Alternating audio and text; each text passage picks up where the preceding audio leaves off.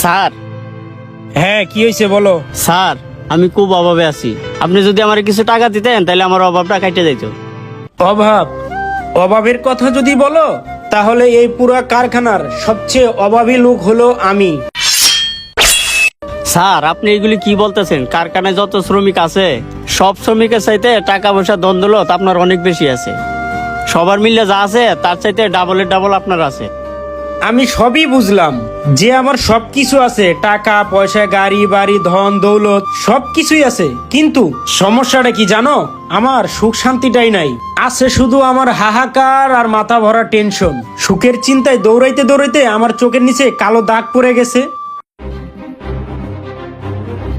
কিরে মামা, তুমি তো আজকে আমার সালাম দিলা না? মামা আসসালামু আলাইকুম। ঠিক আছে মামা, আসসালামু আলাইকুম।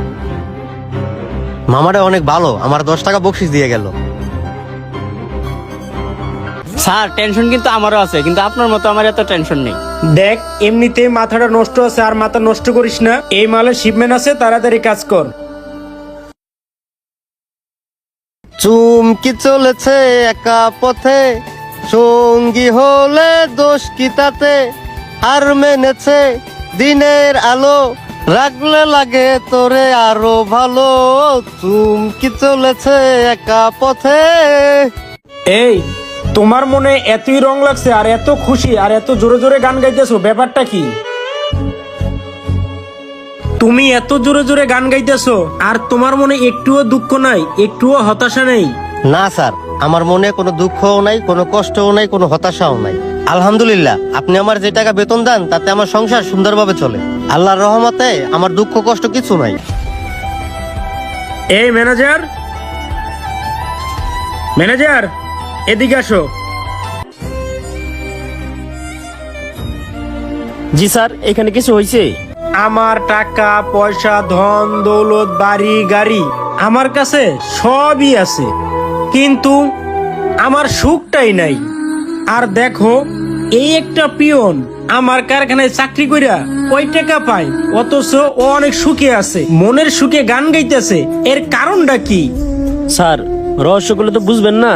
স্যার, এই পিয়নডে প্রমোশন দিয়ে বড় পোস্টের একটা চাকরি দিয়ে দিন, আর তারে 2 থেকে 3 লাখ টাকা দিয়ে দেন, তারপর দেখেন কি হয়। ইস, 2 থেকে 3 লাখ টাকা, লাইফটা তো আমার পুরাই সেটেল হয়ে যাবো। নতুন একটা শার্ট কিনবো, নতুন একটা প্যান্ট কিনবো, চুলে জেল মারবো, পুরা গেট আপই চেঞ্জ করে ফেলবো।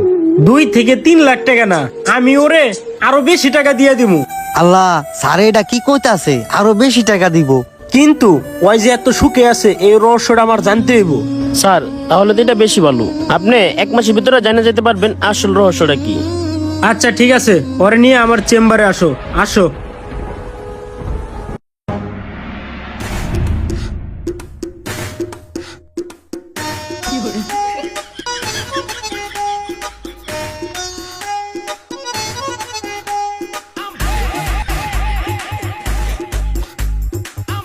কিরে, তুই চোখে দেখোস না আমি যে জায়গায় দাঁড়াইছি?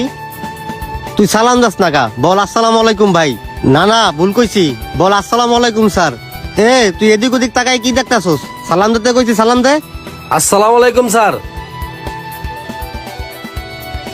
এই লো বেটা, তুই আমার 10 টাকা দিছিলি না চা খাইতে? তোর আমি 100 টাকা দিলাম, তুই চা খাইস। ল চাই রসুস কে?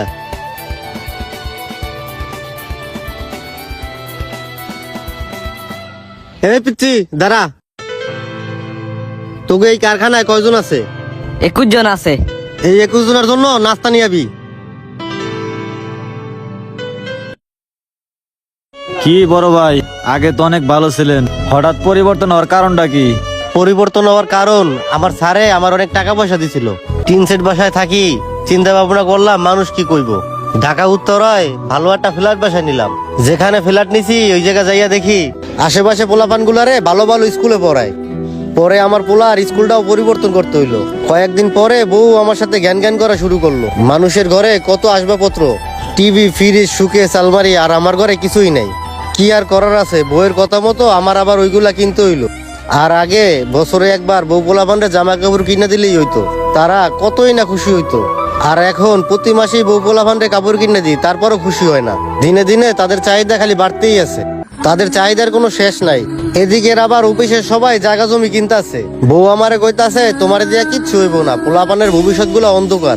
বউয়ের কথা মতো সবকিছুই করলাম, তারপরও কোনো কিছুই হইলো না, খালি টাকার পরিমাণই বাড়তাছে। ও আচ্ছা ভাই, এবার বুঝতে পারছি। এর জন্যই আমার এই অবস্থা ভাই। হ ভাই, সবই তো টাকা পয়সার ব্যাপার। চলেন ভাই যাই।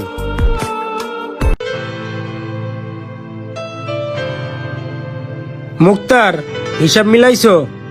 জি স্যার, হিসাব মিলাইতাছি।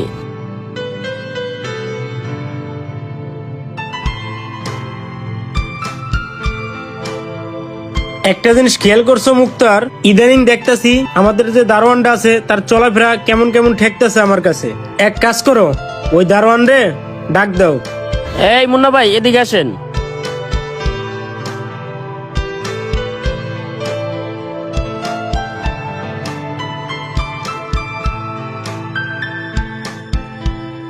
তোমাকে আমি এত বড় একটা প্রমোশন দিলাম, কতগুলো টাকা দিলাম, তারপরেও তোমাকে দেখা টেনশন টেনশন মনে হইতেছে, ব্যাপারটা কি?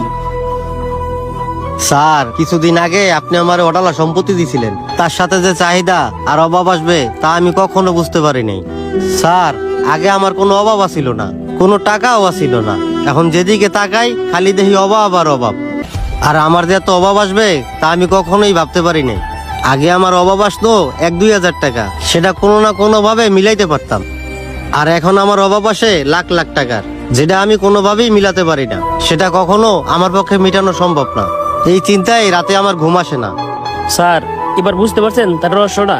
যার যত টাকা তার তত বেশি চাহিদা, যার কম টাকা তার কম চাহিদা, আর যার টাকা বেশি তার চিন্তা বেশি, যার টাকা কম তার চিন্তাও কম। এতদিন পরে বুঝতে পারলাম আসল রহস্যটা কি। 1 টাকার পিছনে 2 টাকার চাহিদা আসে। আমি যতই টাকার পিছনে দৌড়াই না কেন, এই অভাব আমি কোনোদিনও পূরণ করতে পারবো না। এই চিন্তা আমার কোনোদিনও দূর হবে না, আমার যতই টাকা পয়সা থাকুক না কেন। যার টাকা যত বেশি তার চিন্তাটাও তত বেশি। আমরা যত টাকার পিছনে দৌড়াই না কেন, সকলেরই শেষ পরিণতি মৃত্যু। যার যত বেশি আয় তার তত বেশি ব্যয়। একদম ঠিক কথাই বলছে। টাকা থাকলেই কি সুখে থাকা যায়? টাকা থাকলে আরো দুঃখে থাকতে হয়। যে লোকটার টাকা নাই সে আছে কিন্তু মহা সুখে। তাকে কিছু টাকা দেন, দেখবেন তার থেকে দুঃখী আর এই পৃথিবীতে একজনও নেই। সম্পূর্ণ ভিডিওটি দেখার জন্য আপনাদেরকে অসংখ্য ধন্যবাদ।